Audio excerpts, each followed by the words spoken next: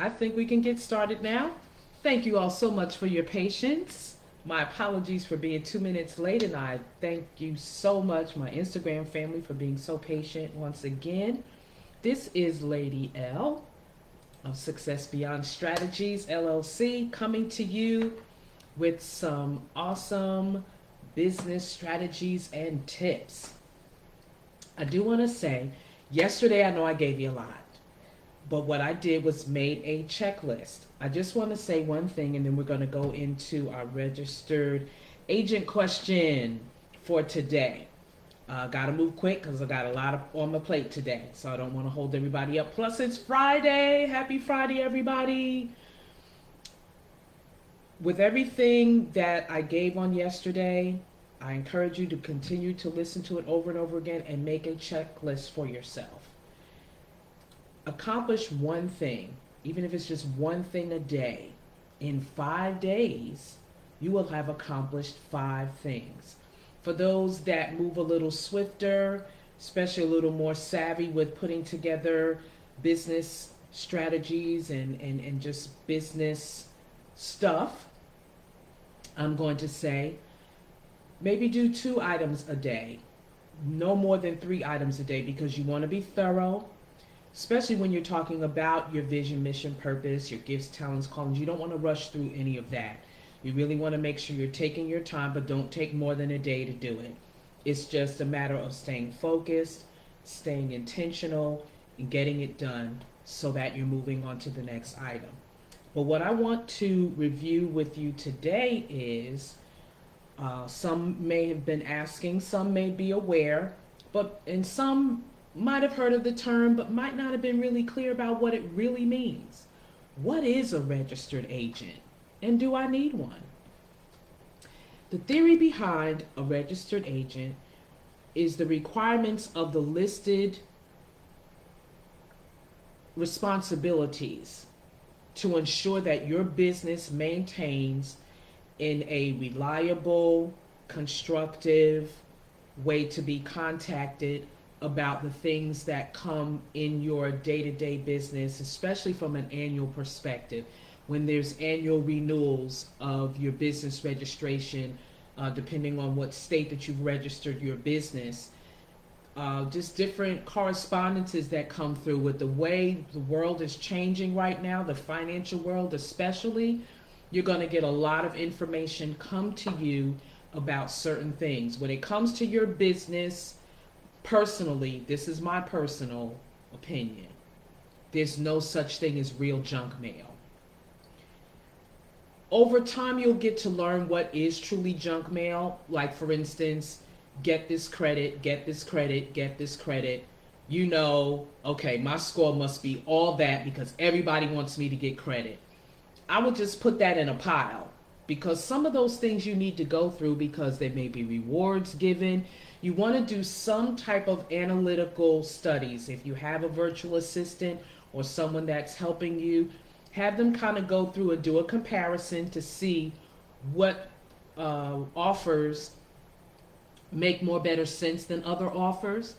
But that's off to the side. But you do want to make sure that you're getting updated information of different laws and things that are happening in the business world, and especially in your industry.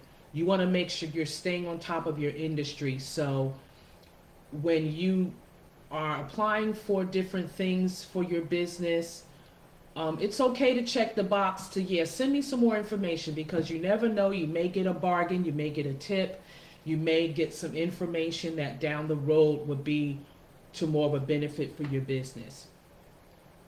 One problem that many small and web-based businesses encounter when dealing with the bureaucracy of maintaining your business entity, there's especially if you technically don't have a physical location as of yet. Some of you are just getting your businesses off the ground, so you may not have acquired a business location or business address where you can maybe come in and virtually use the office from time to time to either have meetings or to have your mail come to one set location so that you're making sure that you're getting all of your mail. But if the business owners do not want to use your home address, which I really don't recommend, because if you're establishing a business, you want everything to come to that business. And there's ways to make sure that everything stays in your business's name, that your personal information is not blended with it, because that could cause problems down the road. So, the main reason for hiring or having a registered agent service will solve that problem of, I don't really want them to know my personal address and personal phone number and all of that, personal emails. You want to have all of those things set up as I forestated on yesterday. A registered agent not only needs a physical location. If you decide to use a registered agent service, they need to be a legitimate registered agent, physical building, office building that gets different business information sent to them. You want to make sure that they are legitimate registered agent business that has a business listing, and they are a point of contact for you. This puts your home address on public record when you don't have one. And any who wants to get official contact with unnecessary mail, that comes to your home address. You don't want your home cluttered up with the big bin of all of this junk mail that you really have to go through. But when it comes to a registered agent office, they also will scan through that information to see if it's relevant to your business model, to make sure that you're getting quality information given to you. So that's one of the advantages of having a registered agent service as well.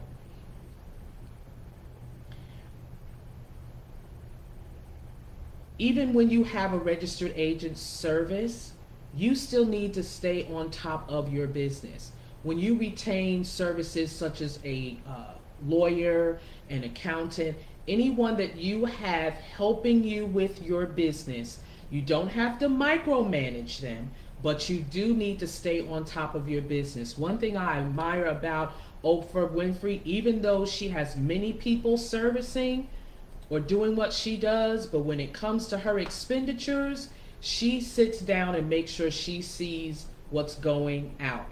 When, I know we still have check writing, but that's almost becoming obsolete. But in the early parts of her business, I recall her saying that she made sure that when the accountant did what they did, they sat down with everything and she made sure that she put her signature on those checks. So she knew what was being expenditured out. It's not that you don't trust these people you are retaining, but at the end of the day, they're human beings as well. And as we all know, humans make mistakes. So you're those last set of eyes, because when you sign those documents, you are the last person and the person responsible. You can't blame it on your virtual assistant or your administrative assistant or this supervisor or this manager. At the end of the day, the business is your legal responsibility. So you want to make sure that you are abreast of what's going on. With that being said, the registered agent services typically cost somewhere between $100 and $300 per year, which is not bad. Now, those, don't quote me on that, but as you're doing your research and finding registered agent services, you may want to ask what their fees are and see if the value matches the fees. As long as the value matches the fees and they have additional services that you can take advantage of as well, do that. It's all tax deductible. That's the beauty of being a legitimate business, with a business name, a business address, a business phone number, a business email address, a good 800 number for your business. That's the purpose for that, so that you can take advantage of these outlaid expenses coming back to you when it's time to sit down with your tax consultant. Make sure that that registered agent does have a system in place to track and notify you when annual reports are due, as I forestated, in your business, that you can stay compliant with any federal or state or local requirements that are necessary for you to make sure that your business runs smoothly. All important documents they will have kept for you in one place that's specifically designated for your business, that you don't have to bother and keep track of those notices. When you get that pertinent information, it's probably a call to action that you have to address right away. They will make sure that you timely meet any necessary deadlines to keep your businesses legal, to keep them afloat, to keep them functioning and flowing, so that you're not cumbered or overwhelmed with the minor details, but yet they could be major if not taken care of.